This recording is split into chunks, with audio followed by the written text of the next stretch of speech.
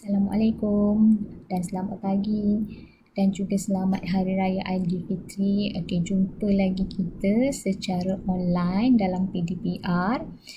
Okey, jadi kita akan sambung bab 2.3 reka bentuk elektrik. Okey, kita sebelum cuti raya sebelum ni kita dah sempat tengok sikit berkaitan dengan reka bentuk elektrik. Jadi hari ni kita akan sambung lah. Okey. Kita tengok, kamu boleh rujuk buku teks kamu ke surat 61. Okey, dalam kehidupan kita seharian ni banyak aktiviti dalam kehidupan kita menggunakan gadget elektrik. Okey, jadi kita akan tengok dari mana datangnya sumber elektrik dan kita tengok juga elemen-elemen lain dalam sistem elektrik seperti medium, beban dan juga kawalan. Yang ni dah cikgu terangkan sebelum ni, tapi kita refresh balik. Okey, so kita tengok elemen sumber elektrik. Yang pertama sumber.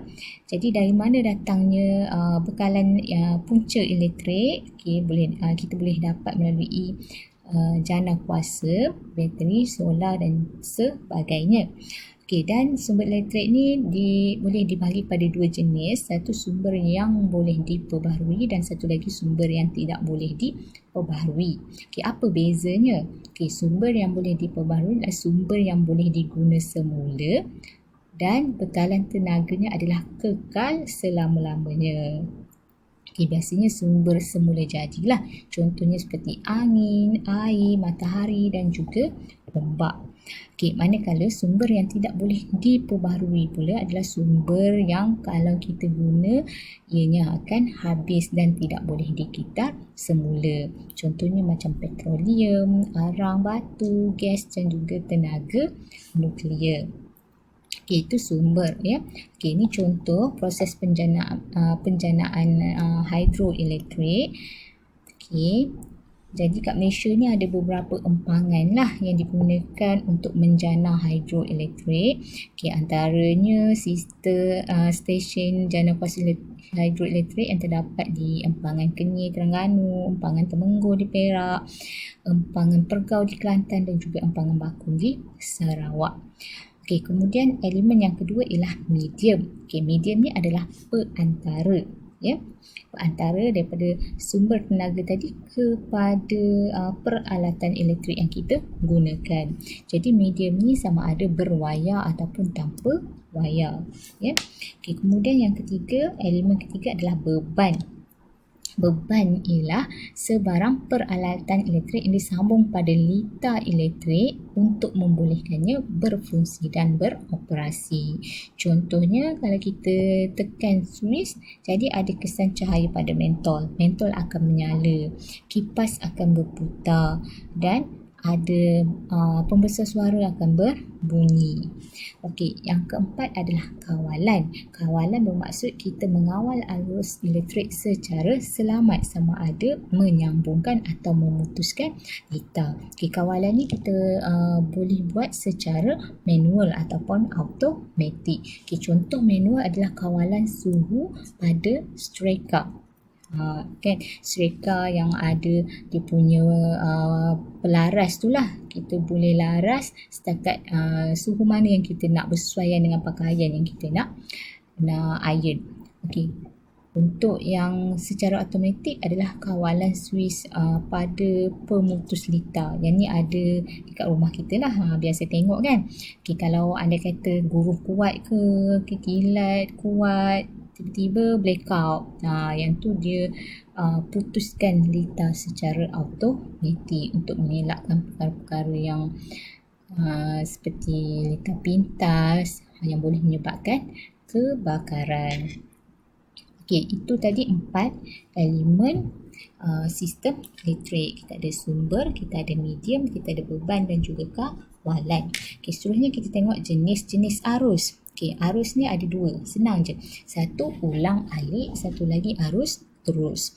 Okey, arus ulang alik ataupun AU adalah arus daripada sistem penjanaan dan pengagihan elektrik. Okey, sistem penjanaan elektrik tadilah dari sistem jana kuasa pergi ke rumah. Dan dia berulang alik. Ya, volten bagi arus jenis ini boleh dinaikkan dan diturunkan menggunakan transformer. Penghantaran elektrik dilakukan dalam volten yang tinggi supaya dapat merendahkan nilai arus. Tujuannya untuk mengurangkan kehilangan kuasa semasa proses penghantaran. Kita tengok contoh ni, contohnya rumah kita. Okey, rajah 2.3.2. Okey, ni rumah. Mana masuknya punca elektrik tu? Ni dia datang melalui wayar ni. Kan ada tiang elektrik dekat dengan rumah kita tu. Okey, jadi dia akan masuk melalui wayar elektrik ni lah daripada stesen jana kuasa. Okey. Dan arus dia berulang alik lah. Jadi kalau tak ada apa-apa masalah tu memang takkan terputus lah elektrik kita kan. Okey, kemudian arus terus merujuk pada sistem kuasa dengan hanya satu kekutuban volten atau arus. Okey, mengalir secara sehala dihasilkan daripada pelbagai sumber seperti bateri, solar dan dinamo jenis commutator. Ni dinamo pada basikal ni kan menghasilkan arus elektrik juga. Okey, dalam arus terus cas elektrik mengalir dalam satu arah sahaja. Okey, contohnya kat sini. Okey, ni suis. Okey, bila kita tekan, so arus akan mengalir. Okey, punca dia tadi pada bateri. Okey, so jadi meter dia akan menyala. Tapi bila bateri habis, tak adalah. Kenalah tukar bateri yang baru. Okey, jadi arus terus ni dia macam limited sikit lah kan. Dia punya tenaga elektrik dia. Kalau macam arus terus tadi dia memang berterusan lah. Okey, kemudian kita tengok reka bentuk peralatan elektrik. Okey, reka bentuk bagi satu peralatan elektrik dapat ditunjukkan melalui 3 aspek. Okey, dari aspek keselamatan, kedudukan peranti dalam litar dan sambungan litar. Kita ambil contoh ciri-ciri keselamatan pada periuk nasi elektrik. Okey, kat mana ciri-ciri keselamatan dia? Okey, selama ni kalau kita tengok periuk nasi elektrik, kita nampak tak dia punya sambungan litar dia dekat mana? Okey, kat mana sambungan litar dia? Ada di bawah periuk. Okey, kenapa ada kat bawah periuk? Sebab ini adalah ciri-ciri keselamatan yang penting bagi melindungi pengguna dari bukan pengguna je, nak lindung periuk sekali daripada berlakunya litar pintas. Okay, kedudukan litar dia tersembunyi, kita tak nampak sebab ada di dalam. Tidak boleh dicapai tangan dan tidak terdedah. Okay, ciri-ciri seperti itu dapat melindungi keselamatan pengguna daripada terkena renjatan elektrik. Okay, ni dalam ni macam ni. Bayangkan kalau litar ni ada kat luar. Nanti kita terpegang ke, terkena air ke, ada sambungan yang putus ke. Jadi itu sangat bahayalah. Okay, kemudian kedudukan peranti dalam litar. Okay, ni tadi kita ambil contoh periuk nasi elektrik tadilah. Okay, kedudukan peranti kita ada sensor tekanan. Yang ni yang kita tekan untuk cook ataupun warm kan. Nak masak tu mesti kena tekan. Tak tekan nanti tak masak lah. Okay, kemudian dia ada sensor suhu dia di sini. Kemudian ada elemen pemanas ni yang akan memanaskan periuk nasi. Okay, diletakkan bersama dengan litar elektrik. Okay, bertujuan untuk menjimatkan ruang selain menekankan aspek keselamatan. Di samping itu, susun litar ni kelihatan kemas dan menarik. Okay, sebab apa nak nampak kemas dan menarik? Untuk tujuan komersial, maknanya untuk menarik perhatian pelanggan untuk membeli. Okey. So cikgu harap kamu faham ya. Okey, kemudian kita tengok sambungan litar. Okey, sambungan litar pada komponen atau peranti akan disusun mengikut fungsi yang dikehendaki. Okey, kat sini kita ada beberapa jenis sambungan litar, antaranya ialah litar tertutup, litar buka dan juga litar pintas. Okey, dalam tiga ni mesti yang familiar adalah litar pintas lah. Okey, kita tengok satu persatu. Okey, litar tertutup mempunyai satu kitaran lengkap pergerakan arus, volten dan kuasa dalam satu litar elektrik. Contohnya mentor menyala apabila suis ditutup. Okey, suis ditutup kat sini maksudnya, okey, tengok suis yang ni. Suis tu dia macam ni. Okey, dia macam ni, tertutup hanya bila kita tekan. Bila kita tekan, arus akan mengalir. Punca dia tadi daripada bateri ya. Okay, arus akan mengalir dan mentol pun akan menyala. Okay, switch tu tertutup.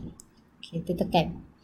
Okay, kalau lita buka pula ialah lita yang tidak mempunyai satu kitaran arus voltan dan kuasa dalam satu elektrik. Tak ada kitaran yang lengkap. Contohnya mentol tidak menyala kerana switch dibuka atau wayar terputus. Okay, kalau wayar terputus memang confirm lah. Arus tak dapat mengalir lah, jadi mentol tak menyala. Tapi kalau lita terbuka, switch terbuka pula, maknanya kita tak tekan tadi. Dia biar macam ni. Bila macam ni, arus tak boleh mengalir juga. Jadi tak sampailah ke mentol, tak menyalalah mentol. Nak menyala macam mana? Kena tekan juga, barulah lengkap kita punya lita.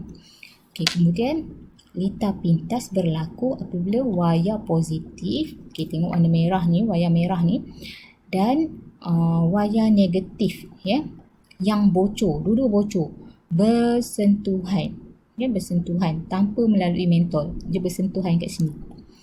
Bila dah bersentuhan, wayar positif, wayar negatif yang bocor bersentuhan, berlakulah percikan bunga api, menghasilkan percikan bunga api yang dapat menyebabkan kebakaran. Jadi bila lita dah terputus kat sini, mentol pun tak boleh menyala. Itu dipanggil sebagai lita pintas. Maknanya ada wayar bocor dalam lita pintas. Okey, sedikit info ekstra. Kita tengok kat sini, lita salah kekutuban. Apa maksud dia? Okey, kita tengok kat sini, lita salah kekutuban ialah sambungan yang tersalah pasang. Pada lita elektrik, salah pasang pun tak boleh ya. Okey, LED tidak akan menyala kerana kaki katot disambung pada punca positif bateri. Okey, ni LED. Okey, pada LED ni dia ada dua kaki ya. Cikgu lukis sikit kat sini. Okey, dia ada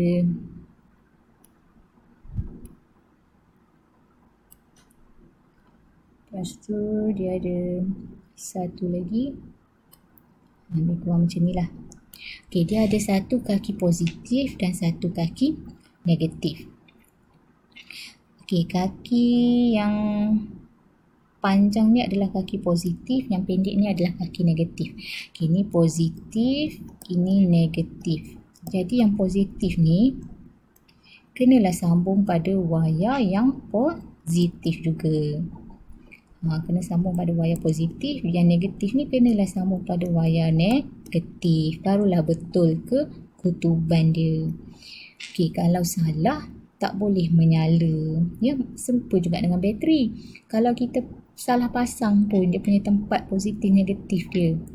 Jadi tak berfungsi lah gadget kita tu, gadget elektrik kita tu.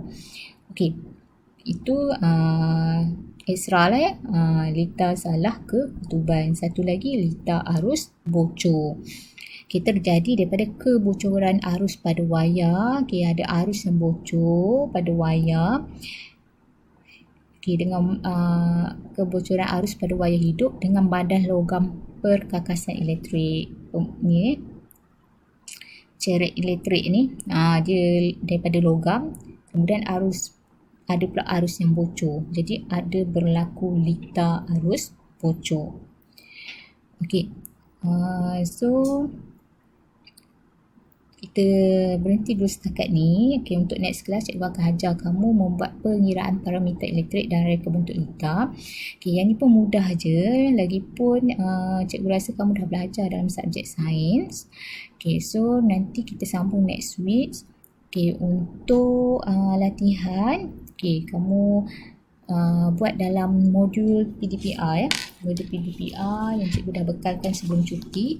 Nanti cikgu bagi tahu muka surat berapa yang kamu kena siapkan. Ya. Okey. So cikgu stop dulu setakat ni. Okey, kita jumpa lagi next class. Okey, assalamualaikum warahmatullahi wabarakatuh.